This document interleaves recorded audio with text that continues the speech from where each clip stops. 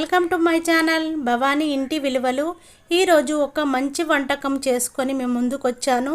నా video share చేయండి, నా వీడియోకి లైక్ కొట్టండి, నా ఛానల్ సబ్స్క్రైబ్ చేసుకోండి. బెల్ సింబల్ వస్తుంది, దానిపైన క్లిక్ చేస్తే ఆల్ అనే ఆప్షన్ వస్తుంది. చూడండి, నాన్ వెజ్ తినని వాళ్ళు ఇలా చేసుకొని తినండి. చాలా స్పైసీగా, చాలా టేస్టీగా ఉంటుంది. మళ్ళీ మళ్ళీ చేసుకోవాలనిపిస్తుంది. చాలా ఇష్టంగా తింటారు. రోటీతోనైనా, బగార్ రైస్తోనైనా, వైట్ రైస్తోనైనా చాలా ఇష్టంగా తింటారు. ఇలా చేసుకొని తినండి. స్టవ్ వెలిగించుకొని ప్యాన్ పెట్టేసుకోవాలి. ప్యాన్ వేడయ్యాక 3 పావుల వరకు ఆయిల్ని వేసేసుకోవాలి. 1 స్పూను జీలకర్రని వేసేసుకొని రెడ్గా ఫ్రై చేసుకోవాలి. కట్ చేసి పెట్టుకున్న ఉల్లిపాయ ముక్కలు, పచ్చిమిర్చి, కరివేపాకు, పుదీనా వేసేసుకోవాలి. మంచిగా ఫ్రై చేసుకోవాలి. ఇలా ఫ్రై చేసుకున్న తర్వాత ఫ్రెష్గా రెడీ చేసి పెట్టుకున్న అల్లం వెల్లిగడ్డ పేస్ట్ని వేసేసుకోవాలి. పచ్చి వాసన పోయే వరకు ఫ్రై చేసుకోవాలి. ఇలా చేస్తే నాన్ వెజ్ తినని వాళ్ళైతే చాలా ఇష్టంగా తింటారండి.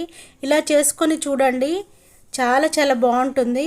వదలకుండా తినేస్తారు. 1 స్పూను పసుపు వేసేసుకొని మొత్తము మిక్స్ అయ్యేలా కలుపుకోవాలి. 1/2 కేజీ వరకు ఆలుగడ్డను తీసుకొని పైన పొట్టంతా తీసి వాటర్లో 2 టైమ్స్ మంచిగా కడిగి చిన్న ముక్కలుగా కట్ చేసుకొని వేసేసుకోవాలి. 1/2 కేజీ వరకు తీసుకున్నాను నేను.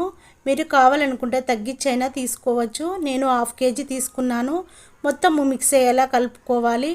2 స్పూన్ల వరకు రెడ్ చిల్లీ పౌడర్ని వేసుకోవాలి. 2 స్పూన్ల వరకు సాల్ట్ని వేసేసుకోవాలి. మొత్తము మిక్స్ అయ్యేలా కలుపుకోవాలి. ఉప్పు కారము కలిసేలా మంచిగా ఫ్రై చేసుకోవాలి. మూత పెట్టుకొని ఒక 5 మినిట్స్ ఉడికించుకోవాలి. ఇప్పుడు మూత తీసుకొని మళ్ళీ ఒకసారి కలుపుకోవాలి.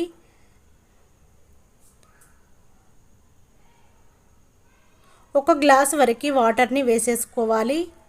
మొత్తము మిక్స్ అయ్యేలా కలుపుకోవాలి. ఇప్పుడు మూత పెట్టేసుకొని మరొక 5 మినిట్స్ ఉడికించుకోవాలి. మూత తీసుకొని ఒకసారి కలుపుకోవాలి.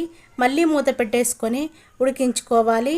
మూత తీసుకొని 2 స్పూన్ల ధనియా పౌడర్ని వేసుకోవాలి. 1 స్పూను గరం మసాలాని వేసుకోవాలి.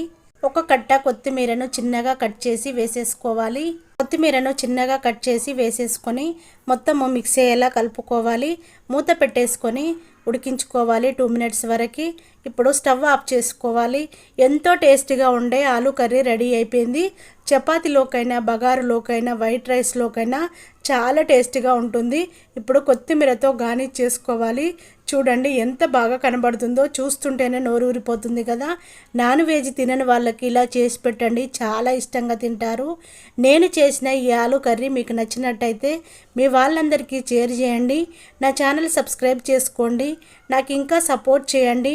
నేను మరికొన్ని వీడియోలతో మీ ముందుకు వస్తాను. నా వీడియోకి లైక్ కొట్టండి, నా ఛానల్ సబ్స్క్రైబ్ చేసుకోండి. బెల్ సింబల్ వస్తుంది, దానిపైన క్లిక్ చేస్తే ఆల్ అనే ఆప్షన్ వస్తుంది. Thank you for watching. నేను మీ